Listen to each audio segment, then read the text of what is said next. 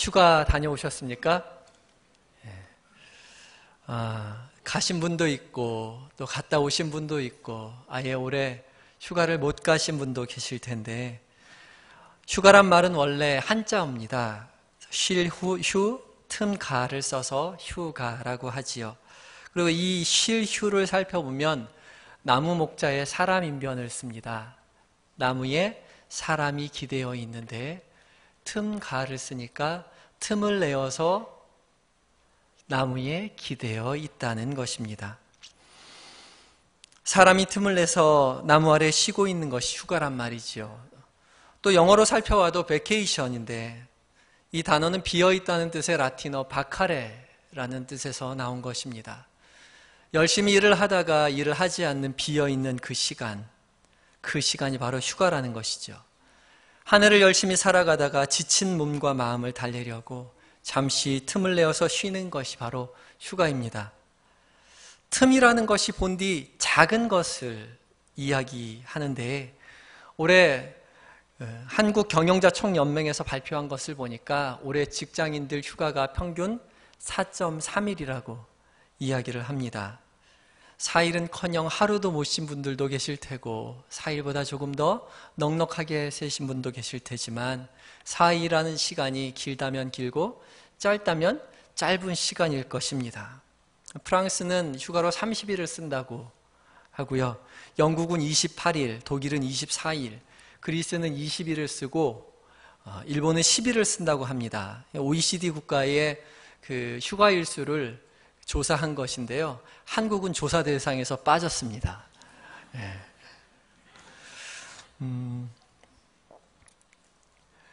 그래도 우리나라가 이렇게 남들 쉴 때 덜 쉬고 남들 쉴 때 안 쉬고 해서 열심히 노력한 결과로 우리나라는 그 어느 나라보다도 잘 사는 나라가 되었습니다. 급속한 성장을 이룬 것이죠. 세계 여러 나라들이 우리나라의 성장을 놀라했고 또 모델로 삼아서 많은 세계 각국의 사람들이 한국의 발전을 구경하러 옵니다. 불철주야로 노력하는 저희 어머니, 아버지, 할머니, 할아버지 세대의 노력이 이 결실을 낳았다고 생각하면 큰 감사의 마음을 금할 길 없습니다. 제가 어렸을 때만 해도 밤이 되면 깜깜해서 밖을 나갈라 치면 집집마다 후레쉬를 들고 밖을 나와야 했습니다. 그래서 어둠 속에서 길을 밝히기가 힘든 세상이었는데 지금은 오히려 어둠을 찾기가 힘든 세상이 되었습니다. 한밤중에도 잠을 잘라치면 바깥에 불이 너무 밝아서 두꺼운 커튼을 치고서야 잠에 들 수 있습니다. 세상은 참 빨리 발전했고 참 좋아졌습니다. 그렇지만 세상이 발전해서 다 좋아진 것 같지만은 않습니다. 예전에 불이 없을 땐 해가 지면 다 같이 잠을 잤으니까 나도 잠을 자면 됐지만 요즘은 해가 져도 다 불 켜놓고 일을 하기 때문에 먹고 살려면, 경쟁에서 이기려면 우리도 불을 켜놓고 일을 해야만 합니다. 이젠 해가 져도 일을 해야만 먹고 살 수 있는 세상이 되었습니다. 밤늦도록 열심히 일을 하면서 피곤해하지만 그렇다고 밤에 잠자리에 든다고 해서 밤에 잠을 잘 수 있는 것은 또한 아닙니다. 몸은 피곤하지만 정작 잠을 들 수 없어서 뜬 눈으로 밤을 지새우다가 새벽에 잠깐 눈을 붙이고 일어나는 많은 사람들이 있습니다. 전 세계의 많은 현대인들이 불면증에 시달린다고 하고 있고 한국에서도 350만의 사람이 불면증 환자라고 이야기합니다. 또 어떤 사람들은 노인 인구의 반쯤이 불면증에 걸려 있다라고 이야기합니다. 예전보다 먹는 것도 잘 먹고 입는 것도 잘 입고 즐길 거리도 늘어났지만 오히려 우울증 환자는 많아졌고 또한 자살을 시도하는 사람도 늘어났습니다. 세계의 코믹 배우였던 로빈 윌리엄스도 우울증으로 생을 마감했다는 소식을 지난주에 들었습니다. 정말 가슴 아픈 우리의 현실입니다. 누구에게나 희망을 이야기해 주었고 슬퍼하는 자에게 위로해 주었고 웃음을 선사해 주었던 그 사람이었지만, 그래서 행복으로 가득 찬 삶을 살고 있었더라고 상상했었지만 정작 그 자신은 내면으로 슬픔으로 또 고통받고 있었다는 사실을 까맣게 모르고 있었습니다. 몸이 주는 휴가는 주어졌지만 좀처럼 마음은 편할 수 없고 외양은 더 화려해질지 모르지만 내면 더 고통받고 있습니다. 좋은 음식을 먹고 좋은 차를 타고 좋은 휴양지를 다니지만 고독과 불안과 우울증으로 고통받고 있는 사람들이 점점 늘어나고 있습니다. 이렇도록 현대에 여전히 고통을 겪고 있는 사람들에게 오늘 예수님은 초대의 말씀을 외치고 계십니다. 수고하고 무거운 짐진 자들아 다 내게로 오라. 내가 너희를 쉬게 하리라. 아멘. 수고하고 계십니까? 무거운 짐을 지고 계십니까? 밤에 잠을 못 이루고 계십니까? 예수님께 나오십시오. 그리하면 쉼을 얻을 수 있습니다. 오늘 본문을 헬라어로 조금 더 깊이 번역해 보면 이렇습니다. 나에게로 오라. 모든 피곤하고 무거운 짐을 진 사람들아 내가 너희를 반드시 쉬게 하겠다. 주님께서는 우리에게 반드시 쉬게 해주시겠다고 약속하고 있습니다. 나에게 한번 와봐라. 내가 쉬게 해줄 수도 있어. 가 아니라 내가 반드시 너희를 쉬게 하겠다고 약속하고 계십니다. 예수님이 이 땅에 오신 이유가 바로 이것입니다. 우리를 쉬게 해주시기 위해서 예수님이 바로 이 땅 가운데 우리에게로 오신 것입니다. 성경은 이렇게 약속하고 있습니다. 주의 성령이 내게 임하셨으니 이는 가난한 자에게 복음을 전하게 하시려고 내게 기름을 부으시고 나를 보내사 포로된 자에게 자유를, 눈먼 자에게 다시 보게 함을 전파하며 눌린 자를 자유롭게 하고 주의 은혜의 해를 전파하게 하려 하심이라 하였더라. 책을 덮어 그 맡은 자에게 주시고 앉으시니 회당에 있는 자들이 다 주목하여 보더라. 이에 예수께서 그들에게 말씀하시되 이 글이 오늘 너희 귀에 응하였느니라. 아멘. 이 글이 오늘 우리 귀에 응하였습니다. 이 말씀이 오늘 우리에게 이루어졌습니다. 이 말씀이 우리 앞에 현실이 되었습니다. 우리의 수고와 우리의 짐을 모두 예수님께 내려놓으십시오.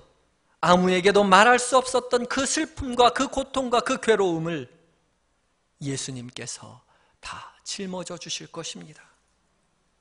그리고 예수님께서 주시는 참된 쉼을 맛보십시오. 오늘 이 시간 이 자리에서 들려지는 주님의 초청에 응하지 않으면 예수님의 이 초대는 아무런 소용이 없는 것입니다. 우리의 수고와 짐을 주님 앞에 내려놓지 않는다면 이 예수님의 외침은 헛것이 되고 말 것입니다. 옛날에 한 사람이 차를 몰고 가다가 보따리를 이고 가는 할머니 한 분을 보았습니다. 무겁게 이고 가는 보따리가 너무 딱하게 보여서 차를 세워두고 할머니가 어디 가시는지 묻고 뒤에 태워드렸습니다. 한참을 운전하며 가다가 뒤에 할머니가 잘 계신지 보려고 뒤를 힐끗 쳐다보니까 할머니가 여전히 보따리를 머리에 이고 있는 것이었습니다. 좀 중요한 것이 들었나? 궁금한 차에 틈을 내어서 물어보았습니다. 할머니, 보따리에 뭐가 들었어요? 왜 머리에 이고 계세요? 할머니가 대답합니다. 아이고, 젊은 양반한테 차 얻어 타는 것도 미안한데 보따리를 어떻게 태워요? 보따리가 무거울까 봐 차에 태워드렸는데 차에 앉아 있으면서도 보따리는 정작 차에 내려놓지 못하고 있었던 것입니다. 이 할머니의 모습에 우리는 우리의 자화상을 봅니다. 수고하고 무거운 짐을 가지고 허덕이는 모습이 안타까워서 저 높은 하나님의 나라에서 이곳 낮고 낮은 이 땅에 우리를 구원하시려고 오셨는데 우리는 여전히 보따리를 머리에 이고 있는 것입니다. 매일 주님을 뵙겠다고 찾아오지만 우리는 늘 보따리를 머리에 이고 한 번도 내려놓지 못합니다. 입술로는 내 수고, 내 걱정, 내 무거운 짐을 주님 앞에 내려놓습니다 라고 말을 하지만 아니요, 여전히 우리는 머리에 이고 삽니다. 지금 이 시간, 이 자리에서 우리에게 지금도 말씀하시는 주님 앞에 우리의 무거운 짐 보따리를 내려놓아야 합니다. 내 수고, 내 걱정, 내 무거운 짐을 주님 앞에 내려놓습니다. 주님, 나의 이 수고와 지금을 해결해 주십시오. 우리가 온 마음을 다하여서 고백하며 우리의 짐을 내려놓을 때 우리는 진정한 쉼을 얻게 될 것입니다. 오늘 이 시간 다 함께 손을 얹어 마음으로 고백해 보시겠습니다. 주님, 내 모든 짐을 내려놓습니다. 다 같이 해볼까요? 주님, 내 짐을 모두 내려놓습니다. 내 짐을 해결해 주십시오. 우리의 마음을 다하여 주 앞에 고백하였을 때 우리에게는 참된 쉼을 얻게 될 것입니다. 두 번째, 우리가 본문에서 주목해야 하는 것은 내게 배우라 라고 초청하는 주님의 메시지입니다. 28절에 다 내게로 오라 라고 초청하신 주님은 29절에 가서는 내게 배우라 라고 말씀하고 계십니다. 와서 지금 내가 짊어지고 있는 그 수고롭고 무거운 짐을 벗어버리고 대신에 가볍고 쉬운 나의 멍에를 메고 나에게 배우라라고 예수님이 말씀하고 계십니다. 나는 마음이 온유하고 겸손하니 나의 멍에를 메고 내게 배우라. 가볍고 쉬운 예수님의 명예는 온유와 겸손이라고 이야기하고 있습니다. 예수님은 우리에게 세상이 주는 무거운 짐 대신에 가볍디 가벼운 온유와 겸손을 짊어지라고 말씀하고 계십니다. 온유와 겸손을 짊어지면 우리의 문제가 해결될 수 있을까요? 온유와 겸손을 짊어지면 이 세상에서 구원 얻을 수 있을까요? 온유와 겸손은 세상의 방식이 아닌 예수님의 방식이요 곧 하나님의 방식임을 우리는 기억해야 합니다. 성경에 말씀합니다. 시온에 따라 크게 기뻐할지어다. 예루살렘에 따라 즐거이 부를지어다. 보라, 내 왕이 내게 임하시나니 그는 공의로우시며 구원을 베푸시며 겸손하여서 나귀를 탔나니 나귀의 작은 것 곧 나귀 새끼니라. 아멘. 스가랴 9장 9절의 말씀은 예수님의 예루살렘 입성을 예언한 구약의 말씀입니다. 보아라, 내게 공의와 구원을 베푸실 왕이 오실 것인데 그는 겸손하여서 나귀 새끼를 타고 왔단다. 그는 높고 높은 곳에서 너희를 구원하러 왔지만 강한 군대를 데리고 온 것도 아니요 강력한 무기를 들고 온 것도 아니요 가장 낮은 사람들에게 가장 낮은 모습으로 나귀를 타고 왔단다라고 이야기하고 있습니다. 세상엔 세상에서 통하는 세상의 방식이 존재합니다. 세상의 무기가 존재하는 것이죠. 부, 권세, 능력, 젊음, 세상에서만 통할 것 같은 세상의 방식을 우리는 선호합니다. 자본주의, 무한 경쟁 시대, 작은 정부, 신자유주의로 통하는 세상의 방식이 우리를 살려줄 것 같이 세상은 우리에게 이야기하지만 그것은 마시면 마실수록 갈증이 심해져서 탈수증으로 죽게 만드는 바닷물과 같다는 사실을 우리는 기억해야 합니다. 한 번 마시면 갈증이 없어질 것 같지만 잠깐 순간일 뿐이요 또 더 큰 갈증을 불러일으킨다는 것이죠. 싸워서 딛고 일어서면 승리의 쾌감에 취해 있을 것 같지만 더 크게 다가오는 적들을 향해서 칼을 겨눠야 한다는 사실입니다. 더 큰 적은 더 큰 적을 낳고 더 큰 적은 더 큰 적을 낳고 결국은 다 죽게 되는 도식에 휩싸여 있습니다. 서로 싸워 이겨야만 승리한다는 도식은 결국에는 모두를 죽음으로 이끌고 말 것이기 때문입니다. 그러나 우리를 구원해 줄 하늘의 방식은 세상의 방식과 다릅니다. 예수 그리스도께서 이 땅 가운데 가지고 오신 하늘의 방식은 바로 온유와 겸손입니다. 온유와 겸손은 부드러움과 낮아짐을 이야기합니다. 상대방의 거친 말소리를 그대로 받아들어서 나도 더 거친 말소리로 상대방에게 내뱉는 것이 아니라 상대방의 거친 말소리에 한 발짝 뒤로 물러서서 그 거친 말소리 뒤에 숨어있는 그 상대방의 두려운 모습을 이해하고 받아들일 수 있는 넉넉함이 우리에게 존재해야 한다는 것입니다. 작은 개가 더 자주 짖는 법입니다. 두려운 개가 더 크게 짖는 법입니다. 우리에게 다가오는 많은 겨눈 칼들을, 거친 언어들을, 심한 비난들을 그저 그대로 받아들여도 더 큰 비난으로 그들을 맞서 싸우는 것이 아니라 목소리와 비난 속에 감춰진 그들의 두려움을 이해하고 받아들이고 포용할 때에 비로소 하나님의 사람의 삶이 시작되는 것입니다. 용케 부둥켜 싸워 이겨야만 하겠다는 상대방에게 기꺼이 사랑하는 마음으로 그의 자리를 내어주는 마음, 그것이 우리에게 필요합니다. 서로 부딪혀야 싸움이 되는데 온유와 겸손은 도무지 부딪히질 않으니 싸움이 되질 않습니다. 무한 경쟁의 도식을 멈추게 합니다. 굳이 밟고 올라서지 않아도 죽지 않는다는 사실을, 낮은 자리에 앉아서도 넉넉히 함께 살아갈 수 있다는 사실을 우리는 전해주어야 합니다. 세상은 약육강식으로 살아남아야 한다라고 이야기하지만 세상은 사실 그렇게 살아가고 있지 않습니다. 정글에 사자만 살고 있습니까? 그렇지 않습니다. 우리는 늘 싸워서 이겨서 사자와 같이 힘세게 살아남아야 된다고 이야기하지만 정글에는 사자만 살고 있지 않습니다.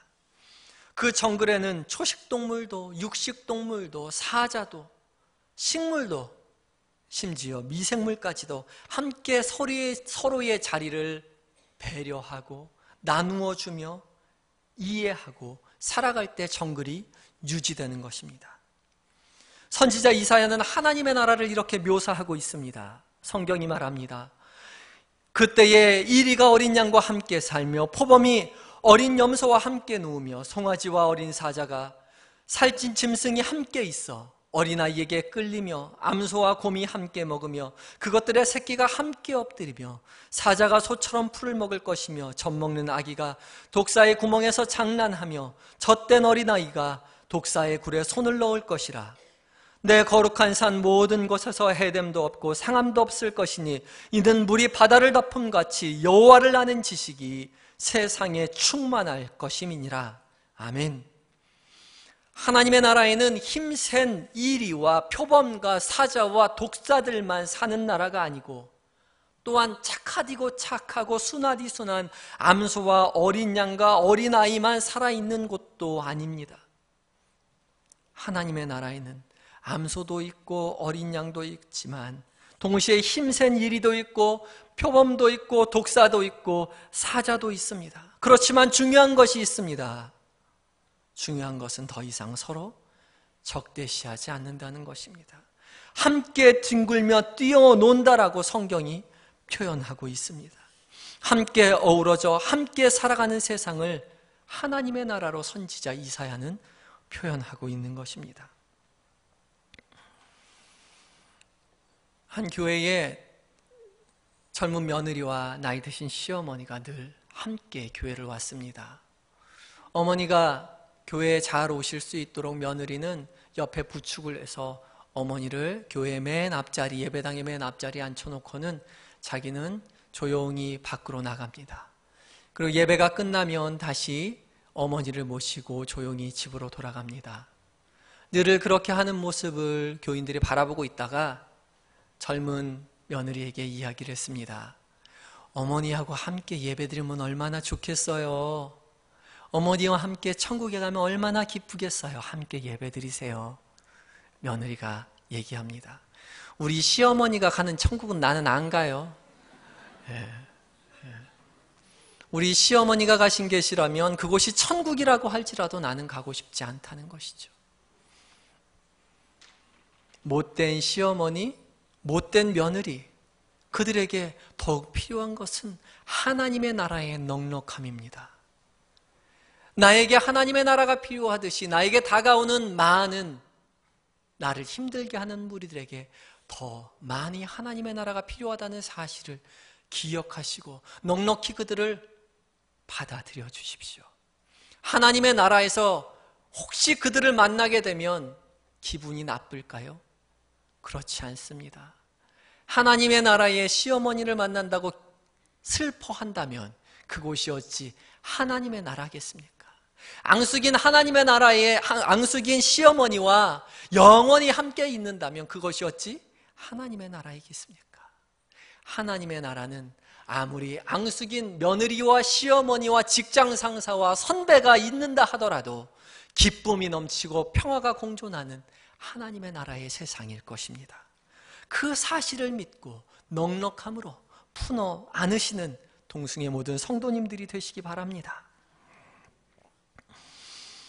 서로를 온유와 겸손으로 존중하고 사랑하는 일, 그것이 하늘의 방식입니다. 그래서 예수님 우리에게 낮아지라고, 겸손하라고, 온유하라고 그토록 이야기하십니다.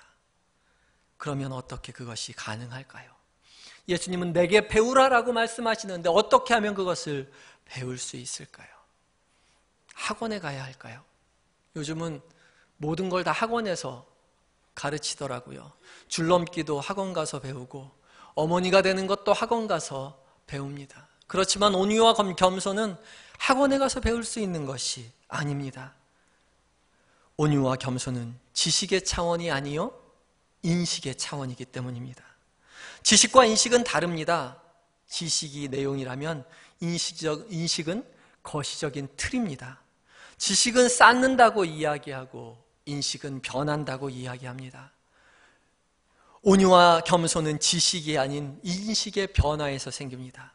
예수님이 낮아지라고 했으니까, 그렇게 배웠으니까 나도 낮아져야겠다라고 이야기한다면, 자존심 상하지만 낮아지려고 애쓴다면 지식적인 차원이기 때문에 그것은 쉽게 지치게 되고 쉽게 한계에 부딪힐 것입니다. 진정한 온유와 겸손은 지식이 아니라 인식의 변화에서 생겨납니다. 예수님께서 말씀하신 비유 중에 탕자의 비유가 이런 인식의 변화에 대한 중요한 인식을 가져다 줍니다. 아버지의 유산을 미리 받아서 탕진하고 돌아온 탕자를 아버지는 제일 좋은 옷을 입히고 가락지를 끼우고 발에 신을 신기고 잔치를 베풀어 줍니다. 그리고 말합니다. 우리가 먹고 즐기자. 이는 내 아들이 죽었다가 다시 살아났으며 내가 잃었다가 다시 얻었노라 하니 그들이 즐거워하더라. 이 잔치자리를 좋게 생각하지 않았던 한 사람이 있었습니다. 그 사람은 다름 아닌 친형제인 마다들이었습니다. 그는 아버지에게 항변합니다. 내가 여러 해 동안 아버지를 섬겨 명을 어김이 없거늘 내게는 염소 새끼라도 주어서 나와 내 벗으로 즐기게 하신 일이 없거든.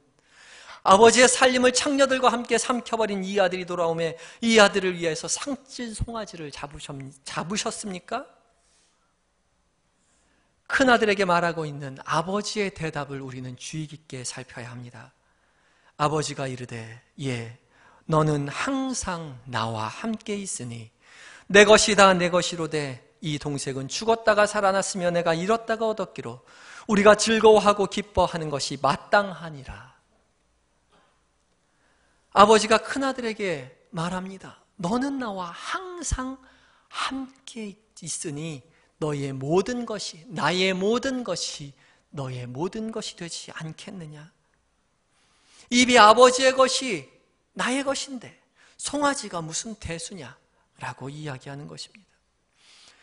우리 하늘아버지의 모든 재산이 우리의 것인데 그깟 높은 자리가, 언성에서 싸우는 것이, 그깟 자존심이 무슨 의미가 있겠습니까? 일전에 저희 어머니께서 길을 가시다가 길에서 놀고 있는 저희 조카 2명을 만났습니다. 반가운 마음에 두 아이를 이끌고 동네 구멍가게로 들어갔습니다. 그리고서 말하셨습니다. 너희가 먹고 싶은 것 있으면 여기서 하나씩 골라봐. 뭐든지 좋아. 2명의 아이가 그 좁은 가게를 빙빙 한참을 돌다가 먼저 큰아이가 500원짜리 사탕을 집어서 카운터로 왔습니다. 와보니까 동생이 조금 커다란 과자를 쥐고 있는 것이죠. 깜짝 놀라서 이야기합니다. 야, 그거 비싼 거야. 700원짜리야. 언니 눈에는 700원이 너무 커 보였던 것이죠. 그래서 700원짜리를 집고 싶었지만 자긴 500원짜리를 집었습니다. 그렇지만 우리 어머니의 눈에는, 지금 여기 계신 모든 성인들의 눈에는 500원짜리나 700원짜리나 거기라는 것이죠. 하나님의 나라에서 이 땅의 부귀와 영화가 어떤 의미가 있겠습니까? 높고 높은 하늘나라에, 하나님의 나라에서, 이 세상에서 가장 높은 지위가 무슨 의미가 있겠습니까? 우리가 하나님의 나라를 백성이라는 사실을, 하나님의 나라의 자녀라는 사실을 인식한다면 세상의 모든 것을 다 내어주어도 그렇게 아깝지 않게 생각될 것입니다. 온유와 겸손은 하나님이 나의 하나님이요 나는 하나님의 자녀라는 실존적인 고백에서 시작됩니다. 잊지 마십시오. 우리는 하나님의 자녀라는 인식만이 진정한 온유와 겸손을 가져다 줄 수 있습니다. 매 순간 우리의 삶 가운데 우리의 하나님의 자리를 인정하고 하나님의 자녀임을 기억한다면 우리가 짊어지는 온유와 겸손인 하나님의 멍에는 그렇게 무겁지만은 않을 것입니다. 가슴에 다시 한번 손을 얹고 스스로 고백해 보시겠습니다. 나는 이미 하나님의 자녀입니다. 나는 이미 하나님의 자녀입니다. 그렇습니다. 우리는 모두 이미 하나님의 자녀입니다. 마지막으로 세 번째 우리가 기억해야 하는 것은 우리의 심은 영혼의 문제라는 사실입니다. 본문 29절에서 예수님은 말씀하고 계십니다. 나는 마음이 온유하고 겸손하니 나의 멍에를 메고 내게 배우라. 그리하면 너희 마음이 쉼을 얻으리니. 아멘. 29절에는 두 번의 마음이 나옵니다. 첫 번째 마음은 나는 마음이 온유하고 겸손하니 라고 이야기할 때의 마음이고, 두 번째 마음은 너희 마음이 쉼을 얻으리니 라고 나올 때의 마음입니다. 앞에 나온 이 마음은 헬라어로 카르디아라는 단어를 쓰는데, 이 단어는 항상 마인드, 그래서 마음을 이야기할 때, 표현할 때 일상적으로 쓰는 용어입니다.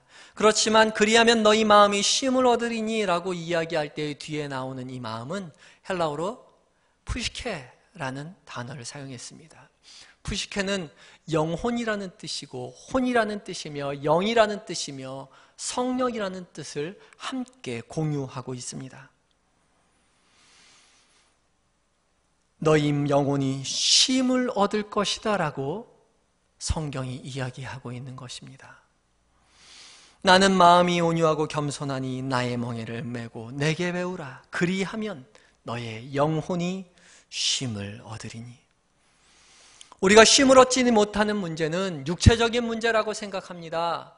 물질적인 문제라고 생각합니다. 시간적인 문제라고 생각합니다. 내가 조금 더 건강하면 쉴 수 있고, 내가 좀 더 부유하면 쉴 수 있고, 나에게 좀 더 시간이 주어지면 쉴 수 있다라고 이야기하지만, 사실은 궁극적으로 우리가 쉼을 쉬지 못하는 이유는 영혼의 문제라는 사실을 우리는 기억해야 합니다.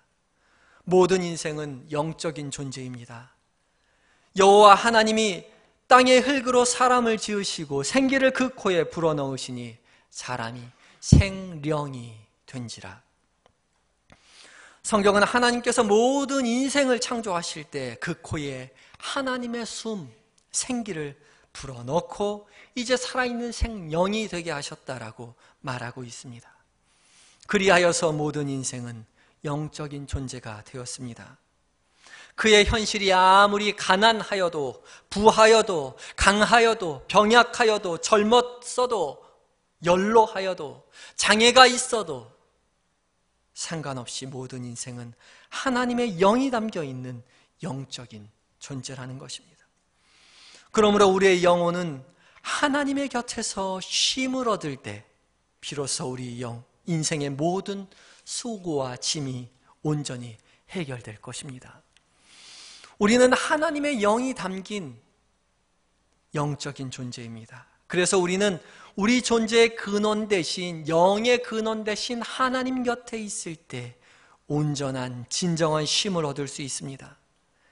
하나님의 곁에서 진정한 쉼을 경험한 영혼은 영원히 하나님과 함께하는 하나님의 나라를 꿈꿀 수 있게 되는 것입니다.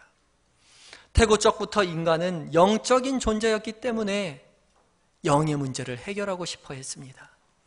그래서 마술사를 두기도 했고 주술사를 두기도 했고 불교를 만들고 힌두교를 만들고 마호벳을 만들고 각종 종교를 만들어서 자신의 영에 만족을 주어보려고 노력했습니다. 그리고 또 많은 종교적인 체험을 갈망하면서 자신의 영을 만족시키려고 하였던 것이죠. 그리고 나서 자신의 마음속에 있는 영적인 모습을 발견합니다. 당연하죠. 모든 인생에게는 영이 있으니까요. 영을 발견한 사람들은 이야기합니다. 아, 나는 영이로구나. 나는 신이로구나. 내가 곧 신이다. 라고 말을 하죠. 그러나 그것은 틀렸습니다. 우리가 가지고 있는 우리의 영은 신의 전부가 아니라 신의 일부입니다. 영원하신 하나님의 조그마한 숨에 불과한 것이죠. 우리가 가지고 있는 영적인 존재를 통하여 우리는 영원하신 하나님을 발견해야 합니다. 그리고 우리의 영적인 존재가 하나님 곁에만 있을 때라 온전히 쉼을 얻을 수 있다는 사실을 우리는 다짐해야 합니다. 말씀을 처음 시작하면서 휴가라는 말이 영어로 vacation이라는 말이고 이 뜻이 라틴어 바카레라는 말에서 나왔다라고 말씀을 드렸습니다. 이 바카레라는 라틴어는 기독교 초기 공동체의 수도자들에게 굉장히 중요한 의미를 지니고 있었습니다. 이 바카레는 수도자들이 하나님을 위하여 자신의 자리를 비워둔다는 의미로 사용하였습니다. 하나님을 위한 자리를 비워두는 것, 그것이 바카레고 베케이션이고 휴가고 여가라는 것입니다. 진정한 쉼, 그것은 바로 우리의 삶에 하나님의 자리를 내어드리는 것입니다. 하나님의 자리에 하나님을 두었을 때에만이 우리의 영혼이 진정한 쉼을 얻게 될 것입니다. 말씀을 맺으려고 합니다.